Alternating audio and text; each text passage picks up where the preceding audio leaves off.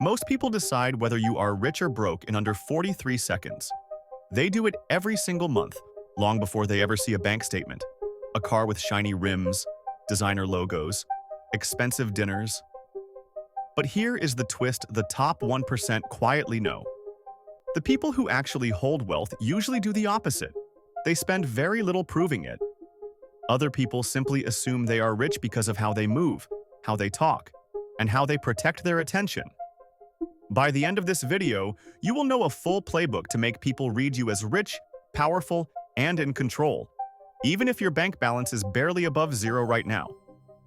No flexing, no fake watches, just invisible signals the top 1% use every day that cost you nothing.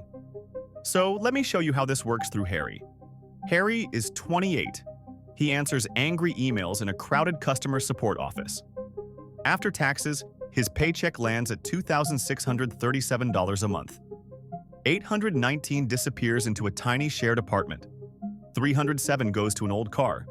The rest just leaks away on food, subscriptions, and little treats to survive the week. On paper, he is nowhere near rich. He has maybe $33 left most months by the final Tuesday. But something strange keeps happening at work. Clients assume he is junior. Coworkers talk over him in meetings. Friends take 3 days to reply to his messages, but expect instant responses from him. He feels like everyone can tell he is broke and replaceable. One night, he is scrolling at 1 in the morning, staring at pictures of people who seem to be living on a different planet. Perfect lighting, white sneakers that never touch a bus floor, trips every other month.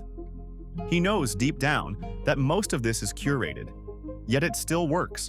People give them opportunities. People chase them. People say yes to them. So he asks a different question. Instead of, how do I buy those things? He asks, what are they doing that signals wealth before the outfit? Or the car even shows up in the frame? That question changes everything. A few days later, Harry finds a second-hand copy of The Millionaire Next Door by Thomas Stanley at a thrift store. The book is old, the cover is boring, but one line grabs him. Most actual millionaires in that research did not look rich in the way people expect. They drove regular cars, they lived in normal neighborhoods. But everyone around them treated them as successful because of something else. Habits, time, and the way they made decisions. Harry realizes there is a gap. Looking rich on social media costs money. Looking rich in real life is mostly about behavior, and behavior can be changed for free.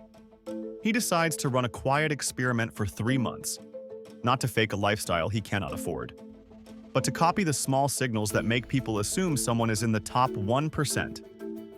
Month 1 is about space, not physical space, social space.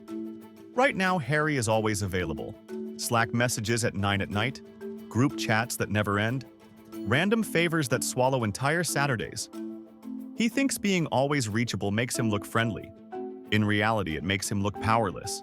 So he borrows a rule from wealthy people he has observed. They treat their time like a gated community, not a public park. Harry starts with one tiny free change. For 30 days, he stops replying instantly. At work, he answers messages in focused blocks, not the second they appear. In his personal life, he turns off red receipts and removes 3 noisy group chats that never really mattered. He does not announce this, he just quietly changes the expectation. At first, people push back. One coworker jokes, "Guess someone thinks he is important now." That stings. But something else happens by week 3. The very same coworkers start coming to him with bigger problems, not small ones. If you never reply, people ignore you. If you reply too fast, people do not value your response. When you reply thoughtfully, on a slight delay, people assume your time is in demand. You have just sent a top 1% signal without spending a cent. You are not desperate for attention. You choose where to put it. Month 2 is about environment. Harry has always thought rich people look rich because of marble kitchens and big windows. But think about what you actually see in day-to-day life. Most people never visit those houses. They see someone on a video call background. They see someone's desk at work. They see a phone lock screen, a laptop wallpaper, a tiny square on a Zoom call. Harry decides every surface around him will quietly send one message. This person has their life handled. He starts with his desk. Old snack wrappers and random printouts go in the trash. He keeps one notebook, one pen that actually works, and a simple weekly plan visible.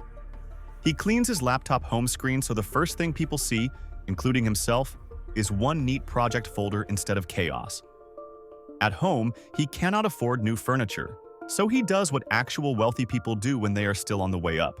They keep what they already have in top condition: shoes wiped, cheap watch polished, phone screen finally replaced after 8 cracked months. None of this adds new stuff, it just removes noise. The effect is wild. On video calls, his background no longer screams, "I am living in a pile of laundry." It looks simple and intentional. The supervisor who never remembered his name suddenly says, "Harry, you always seem organized. Can you take notes for this client call?" It seems small, but this is how promotions and raises start. People do not read your bank statement, they read your environment. Month 3 is where everything clicks. Harry tackles how he talks. There is a pattern you will notice if you listen to people who quietly run things. They do not rush their sentences. They leave space. They state decisions instead of apologizing for them. Harry used to start every idea with little disclaimers. This might be dumb, but I am not sure, however. "Sorry, can I just say one thing?" He thought this was polite. In reality, he was training everyone to hear him as lower status. So he steals a rule from another old book, Think and Grow Rich by Napoleon Hill. The book talks about desire, decision, and faith in your own ideas. It is not about magic, it is about posture. For 31 days, Harry forces himself to do 3 things in every meeting.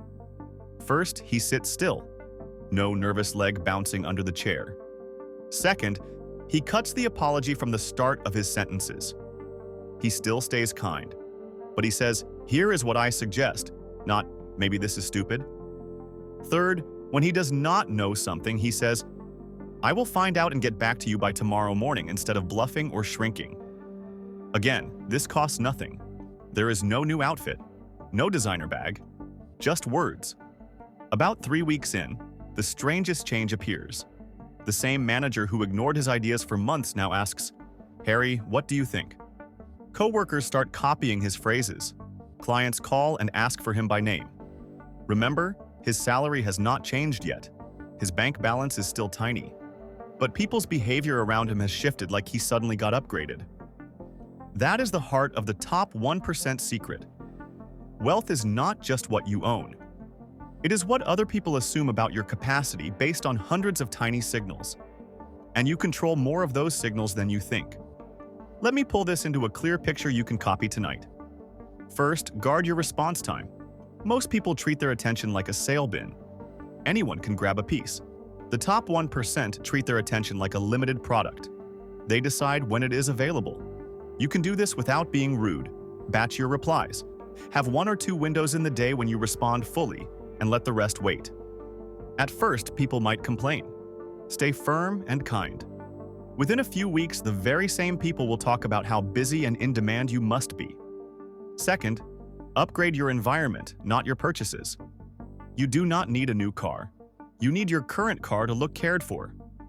Vacuumed once a week. No fast food bags rolling under the seat. You do not need a fancy office. You need whatever tiny corner you have to look like a person with a plan sits there. Use one notebook for your brain. Write your priorities for the next day on a simple card each night. When people see you, online or offline, they will pick up on this. Humans are wired to trust visible order. Third, speak like someone whose ideas have value. This is not about faking expertise. It is about removing the verbal habits that scream, "Please do not be mad at me." Drop the automatic apologies. Keep the genuine ones. Instead of, "Sorry for bothering you," try, "Do you have 3 minutes for a quick question?" Instead of, "This is probably dumb," say, "Here is one option we could try." Short, clear, confident sentences cost $0 and change everything. Now there is one more level, and this is the part that most people miss.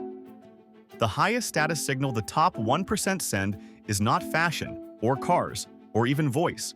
It is what they say no to. Look at the people in your life who truly seem in control. Their calendars are not packed with random obligations. They are not at every brunch, every group chat, every side project. They choose a few things and go deep. Harry tests this in a small way. He looks at his next 30 days and circles 3 recurring things that drain him, but add nothing. A weekly gaming night he no longer enjoys. A side favor for a friend that turned into unpaid work. A chat where the only topic is complaining. He does not ghost anyone. He just sends simple messages. Hey, I am tightening my schedule for a while, so I will not make Thursdays anymore. Or, I have to step back from this project, I am overcommitted. The first time he hits send, his heart pounds. He expects anger. Instead, something else happens. 2 people say, honestly, I should do the same. One friend admits they assumed Harry loved doing that favor. At work, when he stops volunteering for every random task, his boss actually takes him more seriously when he chooses one bigger project and crushes it. Saying no is not selfish. It is what creates the free space where real wealth can grow later. Here is the punchline. The top 1% are not obsessed with looking rich. They are obsessed with owning their time, their attention, and their environment. Other people look at that control and assume, correctly, that money is involved. But the control came first. You can flip that order. You can borrow the control before the money arrives. Tonight, you can start with 3 free moves. Pick one place where you will not respond instantly anymore. Maybe after 8 at night your phone goes on silent and lives in another room. Pick one tiny area to clean and keep immaculate. Your desk, your car seat, even just the home screen on your phone. And pick one phrase you will remove from your mouth. Maybe you stop saying, "This is probably stupid," forever. Run this experiment for 90 days like Harry did. You will not wake up magically rich, but watch what happens. People will start treating you like your time matters, like your ideas carry weight, like you are the kind of person who could handle more responsibility, more money, more access. That is the real secret. Looking rich is not about owning more. It is about leaking less. Less time to nonsense, less attention to chaos, less apology for existing. Some people will roll their eyes. They will say, "You are acting different." That is fine. Rich looking without money is not about impressing everyone. It is about attracting the right few people who recognize discipline and calm. Those are the people who open doors, share information, and invite you into rooms you could not reach before. Do that long enough and something funny happens. The world starts rearranging itself around you as if you already live in the top 1%. And when the actual money arrives later, you will not need to change anything. You will simply be the person you have already been acting like for months.